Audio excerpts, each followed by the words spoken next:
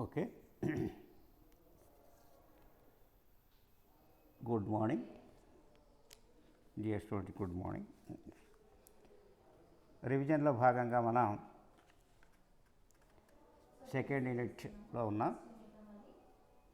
ఈ సెకండ్ యూనిట్లో కంపెనీ అంటే ఏమి, కంపెనీ యొక్క లక్షణాల గురించి లాస్ట్ క్లాస్లో తెలుసుకున్నాం. మరి ఈరోజు కంపెనీ వ్యాపార సంస్థ యొక్క లాభాలు గురించి తెలుసుకోవాలి. అంటే ఇక్కడ చాలా సందర్భాల్లో కంపెనీ వ్యవస్థ యొక్క లాభాలు వివరించండి 10 మార్కులకు అడుగుతుంటారు. మరికొన్ని సందర్భాల్లో కంపెనీ వ్యవస్థ యొక్క నష్టాలు వివరించండి అని అడుగుతారు. ఎందుకంటే ఈ లాభాలు, కంపెనీ యొక్క లాభాలు నష్టాలు ఎక్కువగా ఉంటాయి కాబట్టి సపరేట్గా అడగటం జరుగుతుంది. అదే భాగస్వామ్యము, సొంత వ్యాపారంలో అయితే లాభ నష్టాలు రెండూ కలిపి అడుగుతారు. కానీ ఇక్కడ చాలా సందర్భాల్లో లాభాలు సపరేటు, నష్టాలు సపరేట్గా అడగడం జరిగింది. ఎప్పుడో ఒకవేళ లాభ నష్టాలు రెండు అడిగినారనుకోండి, అప్పుడు మనము కొన్ని పాయింట్స్ తర్వాత కొంచెం మ్యాటర్ తగ్గించుకొని రాయవలసి ఉంటుంది. ఇది సరే. కంపెనీ సంస్థ, ఇది చాలా ఇంపార్టెంట్. ఇది కూడా కంపెనీ వ్యాపార సంస్థ యొక్క లాభాలు తెలుసుకునే ముందుగా మనకి ఇంతకుముందే తెలుసు కంపెనీ అంటే ఏమి, కంపెనీ యొక్క నిర్వచనాలు ఏమిటి. కంపెనీ అంటే క్లుప్తంగా సాధారణ పరిభాషలో చెప్పాలంటే కొంతమంది వ్యక్తులు ఒకే ధ్యేయాన్ని సాధించడం కోసం ఏర్పాటు చేసుకున్నటువంటి స్వచ్ఛంద సంఘాన్నే కంపెనీ అంటాము. అంటే కొంతమంది వ్యక్తులు ఒక నిర్దిష్టమైనటువంటి ధ్యేయం కోసం ఏర్పాటు చేసుకున్నటువంటి సంఘాన్నే, స్వచ్ఛందంగా ఏర్పాటు చేసుకున్నటువంటి సంఘాన్నే కంపెనీ అనవచ్చు. ఆ కంపెనీకి ప్రత్యేకమైన చట్టం ద్వారా, కంపెనీ అనేది ప్రత్యేకమైనటువంటి చట్టం ద్వారా ఏర్పడుతుంది. అందువల్ల దానికి ప్రత్యేకమైనటువంటి వ్యక్తిత్వం ఉంటుంది. అందువల్ల ఆ కంపెనీకి అంటే న్యాయసత్వం, పరిమిత రుణ బాధ్యత, అధికార ముద్ర, తర్వాత పరిధికార ముద్ర, ఇవన్నీ కూడా ఉంటాయి. ఇది కంపెనీల చట్టం ప్రకారం నిర్వహించడం జరుగుతుందని మనకు తెలుసు. సరే, అది అడిగితే ఆ విధంగా రాస్తాం. కంపెనీ నిర్వచనం అడిగినప్పుడు మనకి ఏ నిర్వచనమైనా రాసుకోవచ్చు. కంపెనీ నిర్వచనం ఏమంటాడు? లార్డ్ జస్టిస్ జేమ్స్ ప్రకారం సమిష్టి ధ్యేయం కోసం ఐక్యంగా ఏర్పడిన వ్యక్తుల సముదాయమే కంపెనీ.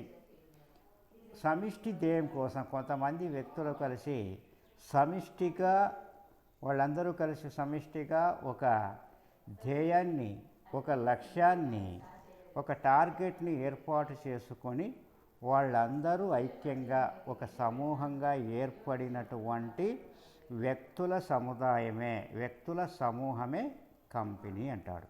అంతే కదా. వాటాదారులు ఎంతోమంది ఉంటారు, వాళ్ళందరూ కూడా ఒక నిర్దిష్టమైనటువంటి ధ్యేయం కోసం కంపెనీ వ్యాపారాన్ని కొనసాగించడం జరుగుతుంది.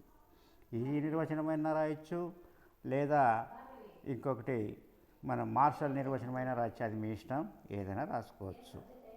ఇంకా ఒకటి, భారత కంపెనీల చట్టం ప్రకారం కంపెనీ అంటే కంపెనీగా ఏర్పడి చట్టం ప్రకారం రిజిస్టర్ అయినది. కంపెనీ అంటే సింపుల్ నిర్వచనం ఏమేమిది? భారత కంపెనీల చట్టం 2013. ఇంతకుముందు గతంలో భారత కంపెనీల చట్టం 1956 ఉన్నింది, కానీ ఇప్పుడు 2013. సరే, భారత కంపెనీల చట్టం ప్రకారము కంపెనీ అంటే కంపెనీగా ఏర్పడి చట్టం ప్రకారం రిజిస్టర్ అయినది.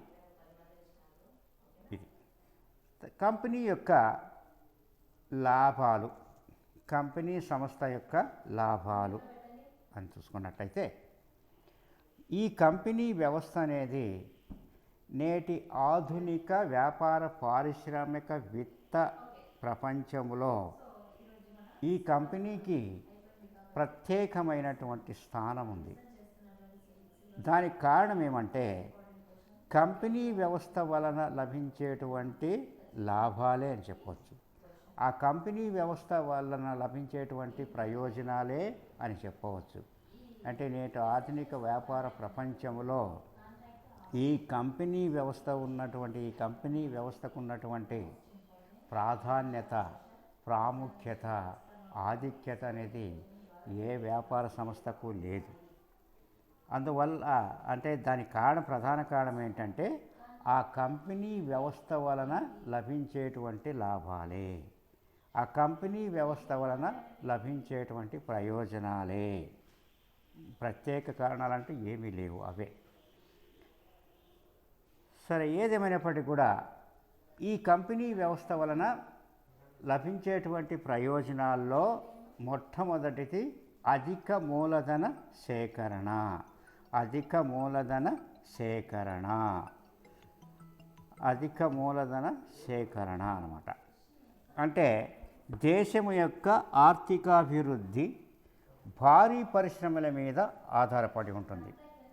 ప్రపంచంలోని అనేక దేశాలు, ఏ దేశమైనా సరే, ఆ దేశం యొక్క ఆర్థికాభివృద్ధి అనేది భారీ పరిశ్రమల మీద, వర్తక వాణిజ్యాల మీద ఆధారపడి ఉంటుంది. ఏ దేశం యొక్క అభివృద్ధి అయినా సరే, ఆర్థికాభివృద్ధి ముఖ్యంగా భారీ పరిశ్రమల మీద, వర్తక వాణిజ్య వ్యాపారం మీద ఆధారపడి ఉంటుంది. భారీ పరిశ్రమను స్థాపించి వాటిని నిర్వహించాలంటే మూలధనం అనేది భారీ స్థాయిలో అవసరం, భారీ పరిమాణంలో కావాలి. అటువంటి మూలధనాన్ని సేకరించడానికి కంపెనీ వ్యవస్థయే సమర్థవంతమైనది. అంటే అదే, సొంత వ్యాపారంలో ఒకే వ్యక్తి ఉంటాడు కాబట్టి ఎక్కువ మూలధనం సమకూర్చుకోలేడు. భాగస్వామ్యంలో కొంతమంది వ్యక్తులు మాత్రమే ఉంటారు కాబట్టి భారీ స్థాయిలో వ్యాపార కార్యకలాపాలని కొనసాగించడానికి కావలసినటువంటి మూలధనాన్ని సేకరించడానికి దాంట్లో కూడా అవకాశం లేదు. ఇక కంపెనీలో వచ్చేసి వాటాదారులు వేల సంఖ్యలో ఉండవచ్చు, లక్షల సంఖ్యలో ఉండవచ్చు. కాబట్టి వాళ్ళు అదేవిధంగా కాబట్టి ఎక్కువ మూలధనాన్ని, భారీ స్థాయిలో మూలధనాన్ని సమకూర్చుకొని వ్యాపారాన్ని సమర్థవంతంగా నిర్వహించడానికి ఈ కంపెనీ వ్యవస్థయే సమర్థవంతమైనది. ఆ కంపెనీ అనేది వివిధ మనస్తత్వాలు కలిగినటువంటి ప్రజల నుండి వివిధ రకాలైనటువంటి వాటాలని, డిబెంచర్లను జారీ చేసి ఎంతోమంది పెట్టుబడిదారులను ఆకర్షించి దానికి కావలసినటువంటి మూలధనాన్ని సమకూర్చుకోవడానికి అవకాశం అనేది ఉంటుంది. దీంట్లో కంపెనీ వ్యవస్థలో మాత్రమే ఉంటుంది, కానీ భాగస్వామ్యంలో కానీ సొంత వ్యాపారంలో కానీ ఇటువంటి అవకాశం అనేది లేదు. ఇది అంటే ఈ కంపెనీ వలన మొదటి ప్రయోజనం ఏంటి? ఏ దేశం యొక్క ఆర్థికాభివృద్ధి అయినా కూడా భారీ పరిశ్రమల మీద, వర్తక వాణిజ్యాల మీద ఆధారపడి ఉంటుంది. భారీ పరిశ్రమను స్థాపించి వాటిని నిర్వహించాలంటే అధిక పరిమాణంలో మూలధనం కావాలి. అటువంటి మూలధనాన్ని సేకరించడానికి కంపెనీ వ్యవస్థయే సమర్థవంతమైనది. వివిధ రకాలైనటువంటి మనస్తత్వం కలిగినటువంటి ప్రజలను ఆకట్టుకొనుట కానీ, కంపెనీ వివిధ రకాలైనటువంటి వాటాలని, డిబెంచర్లను జారీ చేసి ఎంతోమంది పెట్టుబడిదారులని ఆకర్షించి వారి నుంచి కావలసినటువంటి మూలధనాన్ని సమకూర్చుకోవడం జరుగుతుంది దీంట్లో కంపెనీ వ్యవస్థలో. అటువంటి అవకాశం కంపెనీ వ్యవస్థలో మాత్రమే ఉంటుంది. ఇది. రెండవది, పెద్ద తరహా వ్యాపార సంస్థల లాభాలు, అంటే పెద్ద తరహా సంస్థల ఆదాలు. కంపెనీ అనేది ఒక భారీ వ్యాపార సంస్థ.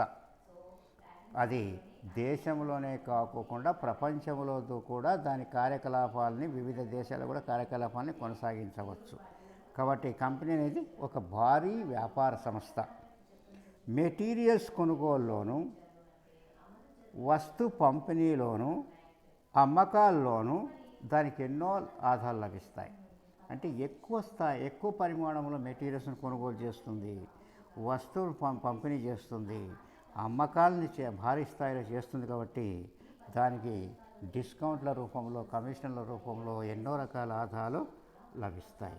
అంతేకాకుండా ఆ మెటీరియల్స్ కొనుగోలు చేసేటప్పుడు కానీ, ఆ మెటీరియల్స్ కొనుగోలు చేసేటప్పుడు బేరమాడేటువంటి శక్తి మా పలానా ధరకు ఇస్తామని ఇవ్వండి అని అడిగేటటువంటి శక్తి కంపెనీకి మాత్రమే ఉంటుంది.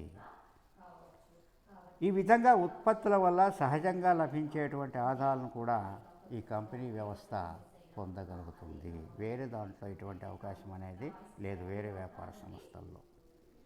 ఇక మూడోది పరిమిత రుణ బాధ్యత. కంపెనీ వాటాదారుల యొక్క రుణ బాధ్యత అనేది వారు తీసుకున్నటువంటి వాటాల ముద్రిత విలువ మేరకు పరిమితమై ఉంటుంది. అంటే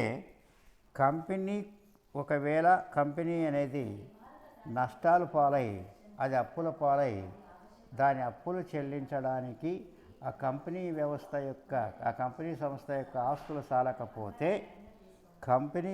కంపెనీ వాటాదారులు తమ వ్యక్తిగత ఆస్తుల నుంచి చెల్లించాల్సిన అవసరం లేదు.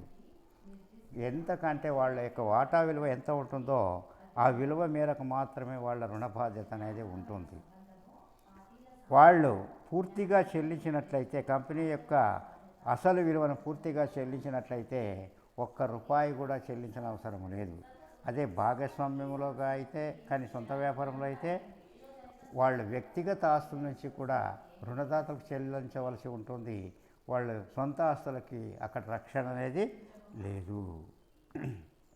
కానీ ఇక్కడ వాళ్ళ సొంత ఆస్తుల నుంచి చెల్లించిన అవసరం లేదు. వాటాదారులు కేవలం వాళ్ళ యొక్క వాటా ముద్రిత విలువ మేరకు మాత్రమే వాళ్ళ యొక్క రుణ బాధ్యత పరిమితమై ఉంటుంది. కాబట్టి వాళ్ళ యొక్క సొంత ఆస్తులకు రక్షణ అనేది ఉంటుంది. ఈ సదుపాయము భాగస్వామ్యంలో కానీ సొంత వ్యాపారంలో కానీ లేదు. ఇది ఒకటి. తర్వాత నాలుగవది తలసరి నష్టము తక్కువ. సొంత వ్యాపార సంస్థ భాగస్వామ్య వ్యాపార సంస్థలలో వలె నష్టాన్ని ఏ ఒక్కరో లేకపోతే కొంతమందో భరించిన అవసరం లేదు. ఇక్కడ కొంతమంది సొంత వ్యాపారంలో అయితే ఒక్కడే ఎంత నష్టం వచ్చినా భరించాలి. భాగస్వామ్య వ్యాపారంలో అయితే ఏదో కొంతమంది 10 మందో 20 మందో మ్యాక్సిమం అంతే, అంతకంటే ఎక్కువ ఉండడానికి లేదు కదా, వాళ్ళు మాత్రమే భరించాలి. కాబట్టి వాళ్ళ నష్టం అనేది తలసరి నష్టం అనేది ఎక్కువగా ఉంటుంది. కానీ ఇక్కడ అటువంటి ప్రమాదము లేదు. కంపెనీలో కొన్ని వందలు వేల సంఖ్యలో లేదా లక్షల సంఖ్యలో కూడా వాటాదారులు ఉంటారు. కాబట్టి ఆ నష్టాన్ని వాటాదారులందరూ కూడా పంచుకుంటారు. కాబట్టి అందుచేత కంపెనీలో తలసరి నష్టం అనేది చాలా తక్కువగా ఉంటుంది. తలసరి నష్టము చాలా తక్కువగా ఉంటుంది. ఇది ఒక ప్లస్ పాయింట్. తర్వాత ఐదోది వాటాల బదిలీ. కంపెనీ వాటాదారులు తమ వాటాలని స్వేచ్ఛగా ఇతరులకు బదిలీ చేయవచ్చును లేదా అమ్ముకోవచ్చును. ఎవరి అనుమతి తీసుకోవాల్సిన అవసరము లేదు. వాటాదారులకు తమకు నగదు అవసరమైనప్పుడు వాటాలను స్టాక్ ఎక్స్చేంజ్లో అమ్ముకొని వాళ్ళు నగదును సమకూర్చుకోవడానికి అవకాశం అనేది ఉంటుంది. ఈ అవకాశం ఉండడం వల్లనే ఎక్కువ మంది వాటాదారులు కంపెనీలో పెట్టుబడి పెట్టడానికి ముందుకు వస్తారు, వాటాలు కొనుగోలు చేయడానికి ముందుకు వస్తారు. కానీ ఈ సదుపాయం భాగస్వామ్యంలో లేదు. అంటే భాగస్వామ్యంలో తమ వాటాలని ఇతరులకు ఎవరికైనా బదిలీ చేయాలన్నా లేదా అమ్ముకోవాలన్నా భాగస్వామ్య చట్టం ప్రకారము నియమ నిబంధన ప్రకారము ఇతర భాగస్తుల యొక్క అంగీకారం తీసుకోవాలి, ఆ అంగీకారం పొందాలి. అంత సులభంగా ఆ అంగీకారం లభించదు. అందువల్ల దాంట్లో వాటాలను అమ్ముకోవడము లేదా బదిలీ చేయడం అనేది చాలా కష్టం. కానీ ఇక్కడ ఎవరి అనుమతి అవసరం లేదు, ఏ ఒక్క వాటాదారుని అవసరం లేదు. కంపెనీల చట్టం ప్రకారము నియమ నిబంధనల ప్రకారం ఎవరికైనా ఎప్పుడైనా అమ్ముకోవచ్చు లేదా బదిలీ చేసుకోవచ్చు. దానికి ఎటువంటి ఖర్చు కానీ ఏమీ ఉండదు. స్టాక్ ఎక్స్చేంజ్లో వాళ్ళకు నగదు అవసరమైతే డబ్బు అవసరమైతే ఎప్పుడైనా స్టాక్ ఎక్స్చేంజ్ అనేటువంటి ప్రత్యేక సదుపాయం ఉంది కదా, ఆ స్టాక్ ఎక్స్చేంజ్లో వాటాలని ఏ వాటాదారుడైనా తమ వాటాలని సులభంగా అమ్ముకోవచ్చు. కాబట్టి ఈ సదుపాయం ఉందే కాబట్టే దేశంలో ప్రతి వ్యక్తి ఎక్కువ మంది ప్రజలు కంపెనీలో వాటాలు కొనుగోలు చేయడానికి ఆసక్తిని చూపిస్తారు. అదే బదిలీ చేసుకోవడానికి అవకాశం లేదనుకోండి, అమ్ముకోవడానికి వీలు లేకపోతే లాస్ట్ వరకు ఉండాలన్నప్పుడు అప్పుడు ఎక్కువ ఆసక్తిని చూపడం జరగదు. ఇది ఒకటి. నెక్స్ట్, శాశ్వతమైనటువంటి పారంపర్యాధికారము. శాశ్వతమైనటువంటి పారంపర్యాధికారము. కంపెనీ వ్యవస్థకు శాశ్వతమైనటువంటి పారంపర్యాధికారం ఉంటుంది. కంపెనీ వేరు, కంపెనీలోని సభ్యులు వేరు. అంటే దీని ప్రకారం కంపెనీ నియమ నిబంధనల ప్రకారం, కంపెనీల చట్టం ప్రకారము కంపెనీ వేరు, తర్వాత కంపెనీలోని సభ్యులు వేరు, అంటే వాటాదారులు వేరు. అందువల్ల వాటాదారుల మరణం వలన కానీ, లేదా దివాలా తీయడం వలన కానీ, లేదా వారు వాటాలు అమ్ముకొని నిష్క్రమించడం వలన కానీ కంపెనీ మనుగడకు సంబంధము లేదు. కావున ఆ కంపెనీ వ్యాపార సంస్థ అనేది చిరకాలం కొనసాగుతుంది. దాని యొక్క ఆయు ప్రమాణం అనేది సుదీర్ఘమైనది. కాబట్టి కంపెనీలో సుదీర్ఘ నిరాటంకంగా వ్యాపారంకు అవకాశం ఉంది. కాబట్టి అంతేకాకుండా దూరదృష్టితో పెద్ద ఎత్తున దీర్ఘకాలిక ప్రణాళికలను రూపొందించుకోవడానికి, వాటిని అమలు జరపడానికి సౌకర్యం అనేది ఉంటుంది. ఈ సౌలభ్యం ఇతర వ్యాపార సంస్థల్లో లేదన్నమాట. అంటే ఇప్పుడు సొంత వ్యాపారం కానీ, భాగస్వామ్య వ్యాపారం కానీ, సొంత వ్యాపారి ఉన్నంత వరకునే ఆ వ్యాపారం అనేది ఉంటుంది. భాగస్వామ్యంలో ఏ ఒక్క భాగస్తుడు నిష్క్రమించినా, అతడు మరణించినా, దివాలా తీసినా, లేదా మతి భ్రమించినా అది భాగస్వామ్యం రద్దవుతుంది. ఏం మాట హలో, డిస్టర్బెన్స్ వస్తుందమ్మా. శిల్ప డిస్టర్బెన్స్. హలో, ఏమ్మా శిల్ప డిస్టర్బెన్స్ వస్తూ ఉంది, మీట్లో పెట్టుకో. ఇది. నెక్స్ట్, 7వది సమర్థవంతమైన నిర్వహణ. కంపెనీ అనేది ఆ కంపెనీ నిర్వహణ కొరకు ప్రతిభావంతులైనటువంటి, సమర్థులైనటువంటి, అనుభవజ్ఞులైనటువంటి అనుభవజ్ఞులైనటువంటి వారిని డైరెక్టర్లుగా వాటాదారులు ఎన్నుకుంటారు. అంటే ఇక్కడ వాటాదారులు యాజమాన్యంలో ప్రత్యక్షంగా పాల్గొనేటువంటి వీలు లేదు. కాబట్టి వాళ్ళు దేశంలో నలుమూలలా ఉంటారు. కాబట్టి వాళ్ళు ప్రత్యక్షంగా నిజమైనటువంటి యజమానులు, వాస్తవమైనటువంటి యజమానులు, వాటాదారులు అయినప్పటికీ కూడా వాళ్ళు ఆ కంపెనీలో ప్రత్యక్షంగా పాల్గొనేటువంటి అవకాశం లేదు. కాబట్టి వాళ్ళు ఆ కంపెనీ నిర్వహణ కొరకు, ఆ కంపెనీని నిర్వహించడానికి ప్రతిభావంతులైనటువంటి, అనుభవజ్ఞమైనటువంటి వారిని డైరెక్టర్లుగా ఎన్నుకోవడం జరుగుతుంది. ఆ డైరెక్టర్లు తమ నిర్వహణ విధుల్ని క్రింది నిపుణులకు అప్పగించి, తర్వాత ఉద్యోగస్తులకు అప్పగించి కంపెనీ యొక్క వ్యవహారాలని సమర్థవంతంగా, లాభదాయకంగా జరగనట్లు పర్యవేక్షణ చేస్తారు. అందువల్ల ఇతర సంస్థల్లో పోల్చినట్లయితే ఈ కంపెనీ వ్యవస్థ యొక్క నిర్వహణ అనేది పటిష్టంగా, సమర్థవంతంగా ఉంటుంది. కానీ భాగస్వామ్యము అటువంటి సదుపాయం లేదు, సొంత వ్యాపారంలో అటువంటి సదుపాయం లేదు. ఇక్కడ కార్యకలాపాలని సమర్థవంతంగా నిర్వహించడానికి ప్రత్యేకమైనటువంటి డైరెక్టర్లు ఉంటారు. కాబట్టి కంపెనీ అనేది సమర్థవంతంగా కొనసాగడానికి అవకాశం అనేది ఉంటుంది. ఇది ఒకటి.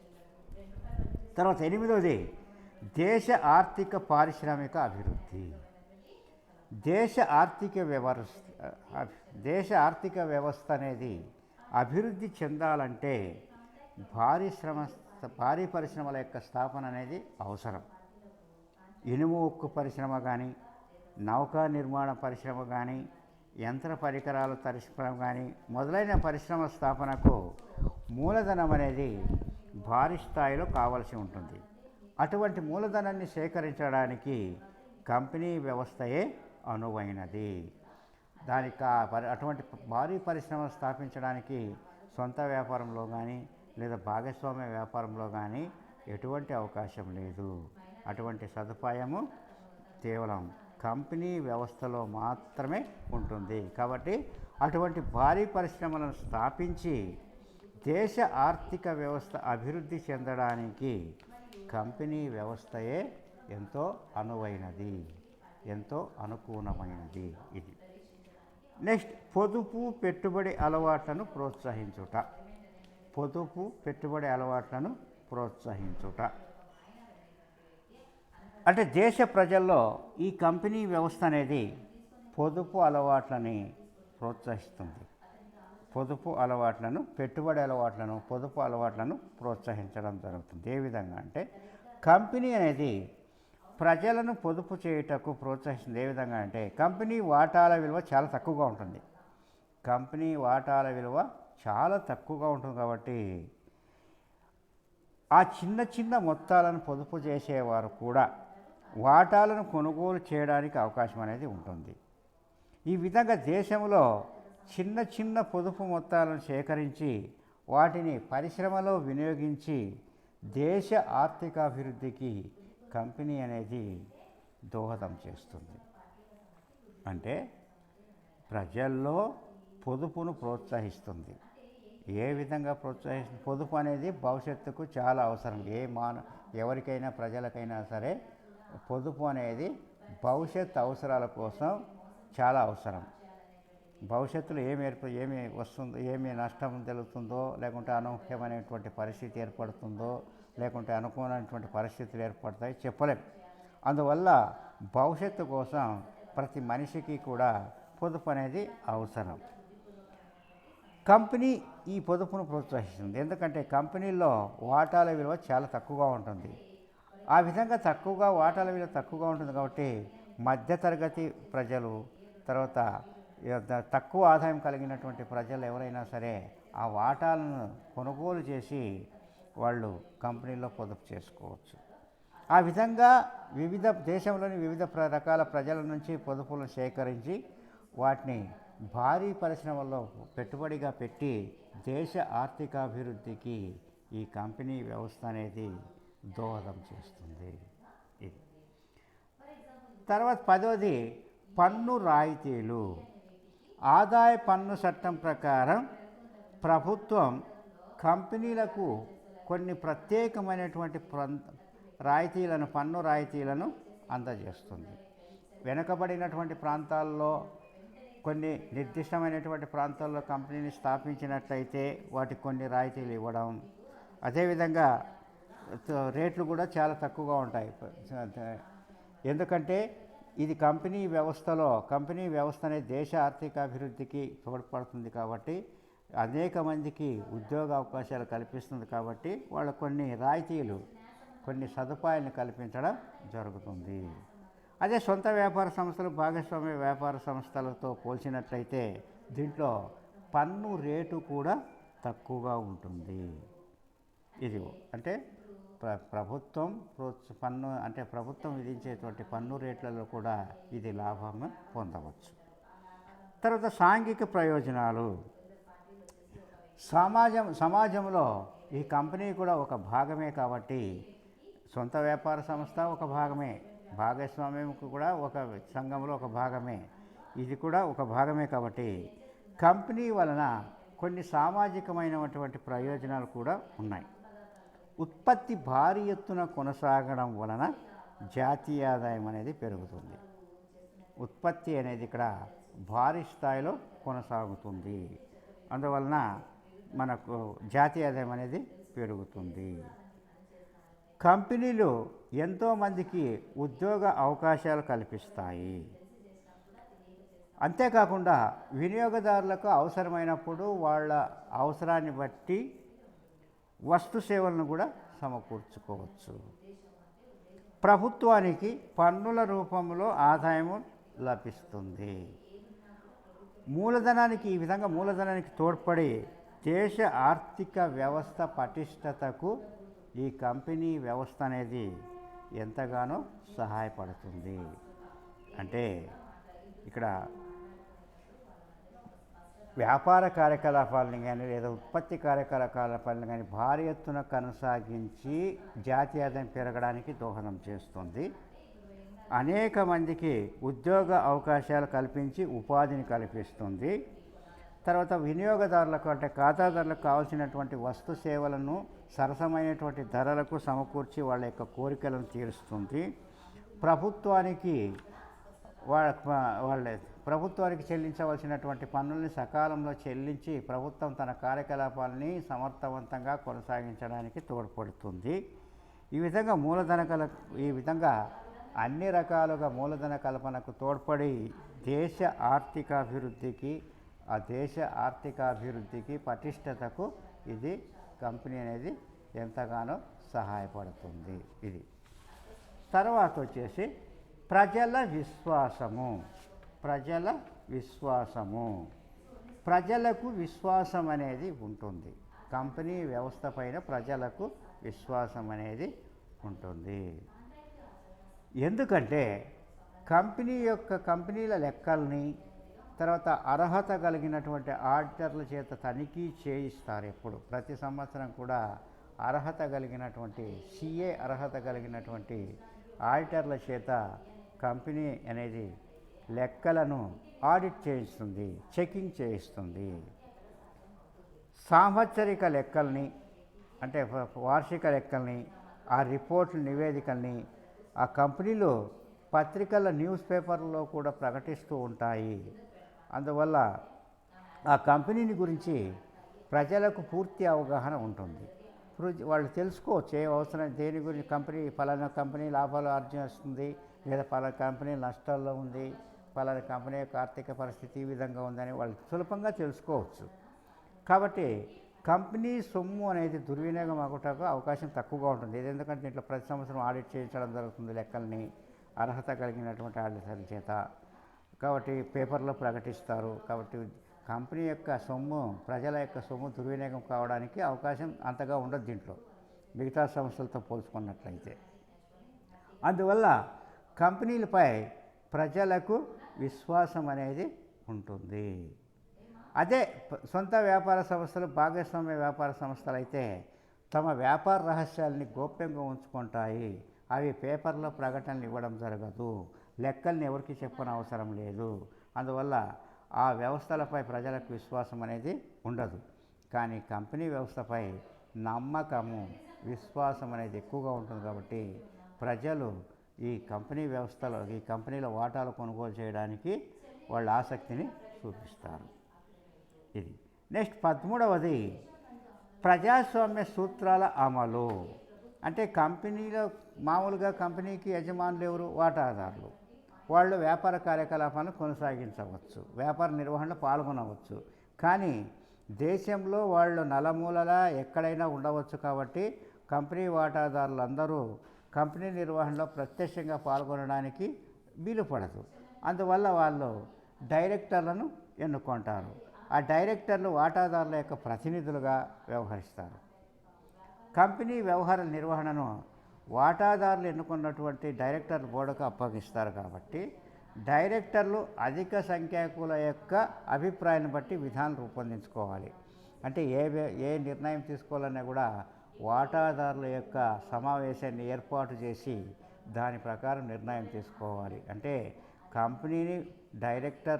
కంపెనీ యొక్క కార్యకలాపాన్ని డైరెక్టర్లు నిర్వహిస్తున్నప్పటికీ అవి వాటాదారులు తీసుకున్నటువంటి నిర్ణయాల ప్రకారం వాళ్ళు కార్యకలాపాన్ని కొనసాగించాలి. దీన్ని బట్టి ఏమవుతుంది, మాకు ప్రజాస్వామ్య సూత్రాల ప్రకారం ఇది నడుచుకోవడం జరుగుతుందన్నమాట. ఈ విధంగా ఈ 13 రకాలైనటువంటి లాభాలు ఉన్నాయి. ఇంకొకసారి చెప్తా చూడండి. అధిక మూలధన సేకరణ 1, 2 పెద్ద తరహా సంస్థల ఆదాలు, 3 పరిమిత రుణ బాధ్యత, 4 తలసరి నష్టము తక్కువ, 5 వాటాల బదిలీ, 6 శాశ్వతమైనటువంటి పారంపర్యాధికారము, 7 సమర్థవంతమైనటువంటి నిర్వహణ, 8 దేశ ఆర్థిక పారిశ్రామిక అభివృద్ధి, 9 పొదుపు పెట్టుబడి అలవాట్లను ప్రోత్సహించుట, 10 పన్ను రాయితీలు, 11 సాంఘిక ప్రయోజనాలు, 12 ప్రజల విశ్వాసము, 13 ప్రజాస్వామ్య సూత్రాల అమలు. ఇవి లాభాలు. తర్వాత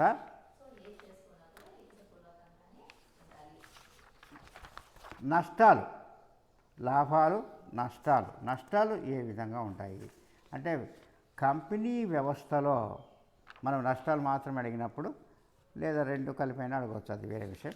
కంపెనీ వ్యవస్థలో ఎన్నో లాభాలు, ఎన్నో ప్రయోజనాలు ఉన్నప్పటికీ కూడా వర్తక, వాణిజ్య, పారిశ్రామిక రంగాల్లో గణనీయమైనటువంటి స్థానం కలిగి ఉన్నప్పటికీ కంపెనీ వ్యవస్థలో కొన్ని లోపాలు కూడా, కొన్ని నష్టాలు కూడా లేకపోలేదు.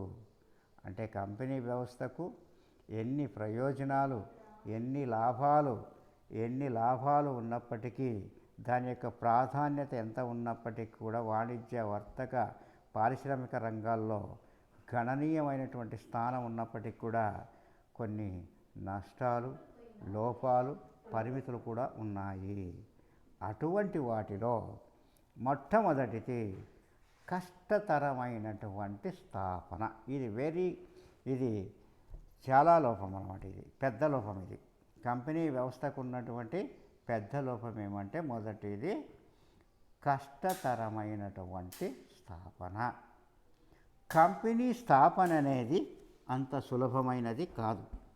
కంపెనీ స్థాపనకు నమోదు అనేది తప్పనిసరి. అదే భాగస్వామ్యం కానీ సొంత వ్యాపారాన్ని నమోదు చేయవలసిన అవసరం లేదు, కానీ నమోదు చేస్తారా వాళ్ళ ఇష్టం అది. కానీ కంపెనీని విధిగా తూచా తప్పకుండా తప్పనిసరిగా అన్ని చట్టపరమైనటువంటి లాంఛనాలను పూర్తి చేసి నమోదు చేయవలసి ఉంటుంది. ఎన్నో చట్టపరమైనటువంటి లాంఛనాలు, ఆంక్షలని పూర్తి చేసి ఆ కంపెనీని తప్పనిసరిగా నమోదు చేయవలసి ఉంటుంది. అంతేకాకుండా ఆ కంపెనీ నమోదుకు అవసరమైనటువంటి ఎన్నో పత్రాలను తయారు చేయవలసి ఉంటుంది. ఆ పత్రాలని కంపెనీల రిజిస్ట్రార్కు సమర్పించవలసి ఉంటుంది. ఇది వ్యయ ప్రయాసాలతో కూడుకున్నటువంటి వ్యవహారము. ఎందుకంటే కంపెనీ స్థాపనకు అవసరమైనటువంటి పత్రాలను తయారు చేయించడానికి ప్రత్యేక నైపుణ్యం కలిగినటువంటి వ్యక్తుల యొక్క సహాయం తీసుకోవాలి. వాళ్ళ చేత ఆ పత్రాలను తయారు చేయించాలి. తర్వాత ఆ పత్రాలను డైరెక్టర్లకు, పత్రాలని కంపెనీల రిజిస్ట్రార్కు సమర్పించాలి.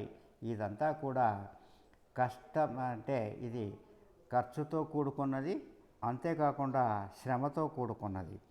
కాబట్టి ఈ కంపెనీ స్థాపన అనేది అంత సులభమైనటువంటి ప్రక్రియ కాదు. ఈ వ్యవహారాల్లో ఆరితేరినటువంటి వారు తప్ప సామాన్యులు ఎవరు కంపెనీని స్థాపించలేరు, అవకాశం లేదు.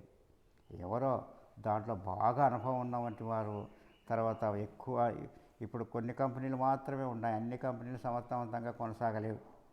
తర్వాత అందరూ కూడా సామాన్య ప్రజలు భాగస్వామ్య వ్యాపార సంస్థలు, సొంత వ్యాపార సంస్థలను స్థాపించుకున్నంత సులభంగా దీన్ని స్థాపించడానికి అవకాశం అనేది లేదు. కంపెనీ స్థాపన అనేది ఇది చాలా కష్టతరమైనది. ఇది ఒకటి లోపం. రెండోది యాజమాన్యమునకు నిర్వహణకు మధ్య అగాధం, దూరం. యాజమాన్యమునకు నిర్వహణకు మధ్య అగాధం అనేది ఏర్పడుతుంది.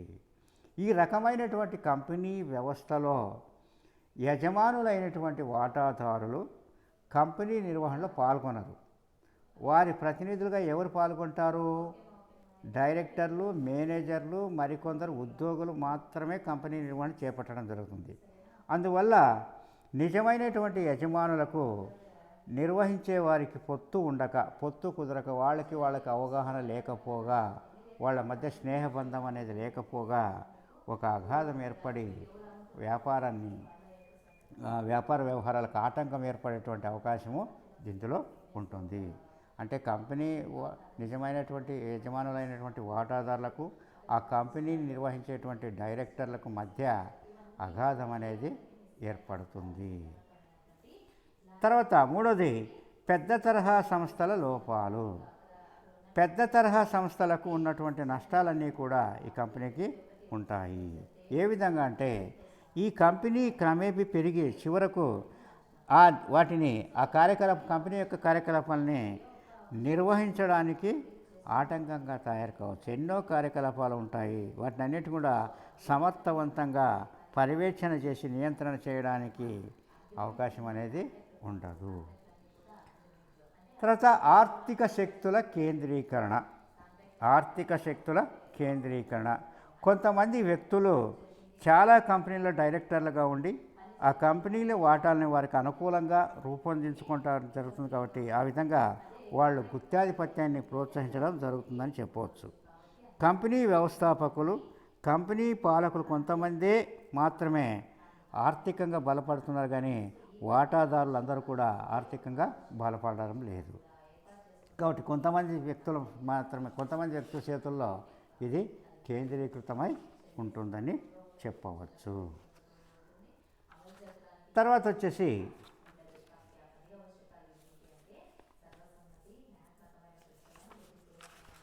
శ్రద్ధాశక్తులు తక్కువగా ఉంటాయి. శ్రద్ధాశక్తులు తక్కువ అంటే కంపెనీ వ్యవస్థలో యాజమాన్యానికి నిర్వహణకు సన్నిహిత సంబంధం ఉండదు. కాబట్టి కంపెనీ నిర్వహణ డైరెక్టర్లు, మేనేజర్లు, ఉద్యోగుల చేతుల్లో ఉంటుంది. కాబట్టి వారికి కంపెనీ శ్రేయస్సుపై శ్రద్ధాశక్తులు అనేవి ఉండవు. వాళ్ళతో కేవలం జీతం మీద మాత్రమే, లేక వాళ్ళకి వచ్చే కమిషన్ మీద, లేకుంటే వాళ్ళకి వచ్చే వేతనం మీద మాత్రమే ఆధారపడి వాళ్ళు పనిచేస్తారు తప్ప వాళ్ళ కంపెనీ యొక్క లాభ నష్టాలతో సంబంధం లేదు.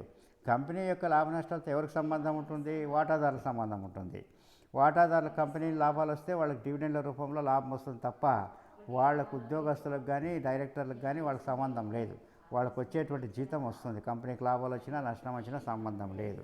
అందుచేత వాళ్ళు ప్రత్యేకమైనటువంటి శ్రద్ధను చూపి కార్యకలాపాలను సమర్థవంతంగా నిర్వహించడానికి అంత వాళ్ళ ఆసక్తిని చూపరు. కాబట్టి అందుచేత ఈ కంపెనీ అనేది ఆశించినటువంటి ప్రగతిని సాధించలేకపోవచ్చును. ఇది ఒకటి. నిర్ణయాలలో జాప్యం. నిర్ణయాలలో జాప్యము. సొంత వ్యాపారం మరియు భాగస్వామ్యములో వలె కాకుండా కంపెనీలో సత్వరమైనటువంటి నిర్ణయాలకు అవకాశం తక్కువ. ఇప్పుడు సొంత వ్యాపారంలో ఒకే వ్యక్తి ఉంటాడు, అతడే నిర్ణయాలు తీసుకుంటాడు. భాగస్వామ్యంలో కొంతమంది వ్యక్తులు ఉంటారు, వాళ్ళు వెంటనే నిర్ణయాలు తీసుకుంటారు. సంప్రదించుకొని వెంటనే ఒకరికొకరు సంప్రదించుకొని, తక్కువ మంది ఉంటారు కదా, 10 మంది 20 మంది ఉంటారు కదా, వెంటనే నిర్ణయాలు తీసుకుంటారు.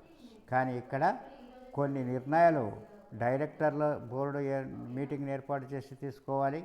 అదేవిధంగా కొన్ని నిర్ణయాల్ని వాటాదారుల సమావేశాలను ఏర్పాటు చేసుకొని తీసుకోవాలి.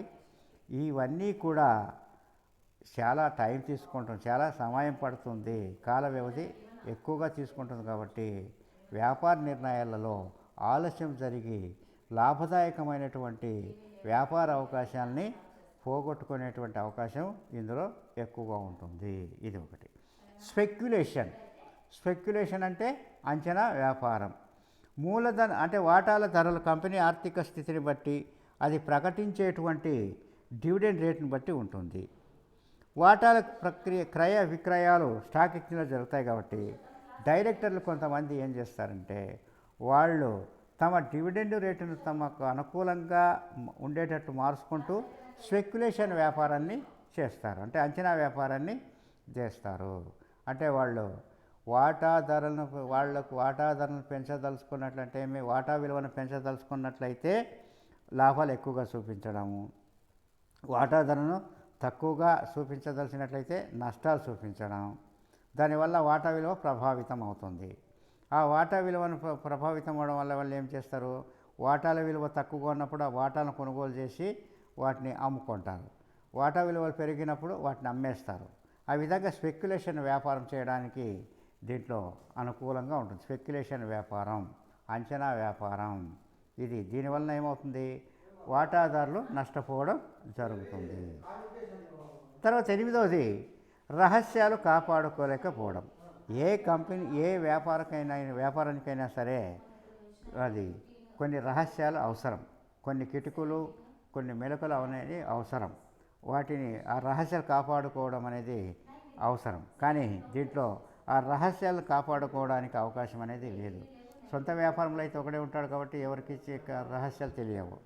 అదే భాగస్వాములో కొంతమంది ఉంటారు కాబట్టి వ్యాపార రహస్యాలు బయటికి పోయేటువంటి ప్రమాదం అంతగా ఉండదు. కానీ ఇక్కడ వేల సంఖ్యలో, లక్షల సంఖ్యలో, వందల సంఖ్యలో వాటాదారులు ఉంటారు కాబట్టి రహస్యాలు బోర్డుల సమావేశాల్లో కానీ, లేదా వాటాదారుల యొక్క సమావేశాల్లో కానీ వారు తీసుకున్నటువంటి నిర్ణయాలు బయటికి వెళ్ళేటువంటి రహస్యాలు బయటికి పోయేటువంటి ప్రమాదము ఉంది. దానివల్ల ఆ కంపెనీ వ్యవస్థ నష్టపోయేటువంటి అవకాశం అనేది ఉంటుంది.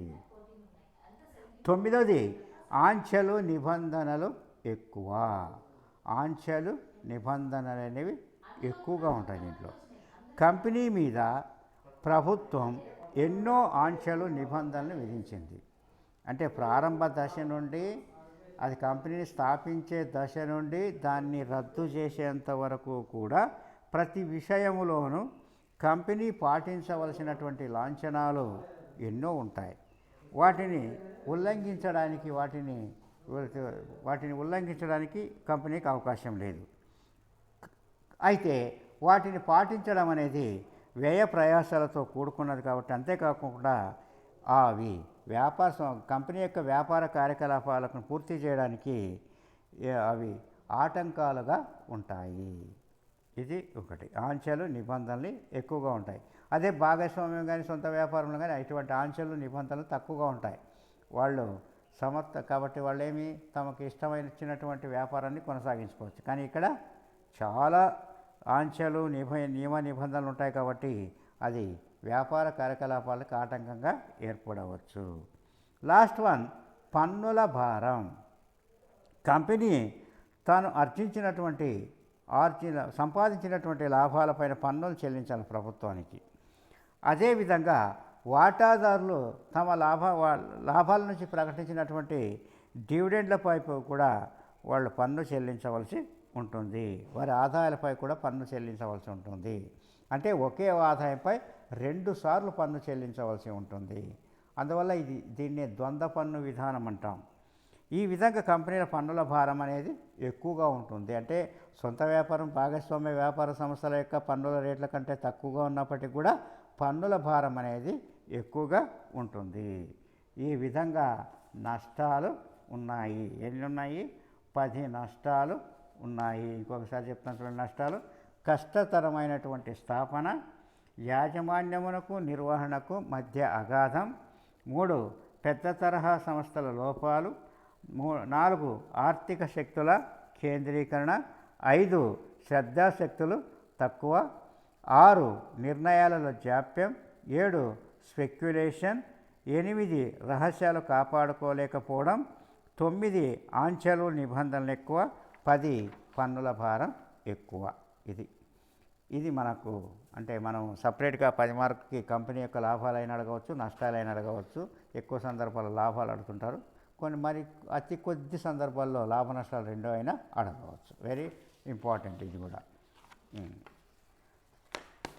సరేనండి. అయితే ఏమ్మా, ఓకేనా? మనం కూడా ఇంక 2-3 రోజుల్లో సెకండ్ సెమిస్టర్ స్టార్ట్ చేస్తాం. అది బ్యాంకింగా లేకుంటే బిజినెస్ ఎకనామిక్సా ఏదనేది డిసైడ్ చేసుకొని స్టార్ట్ చేస్తాం. ఓకేనా? ఏమ్మా శిల్ప, ఓకే కదా? వీళ్ళకేం అందరికి నెట్ ప్రాబ్లం ఏమి? అందరూ లెఫ్ట్ అయిపోయినారే చాలామంది.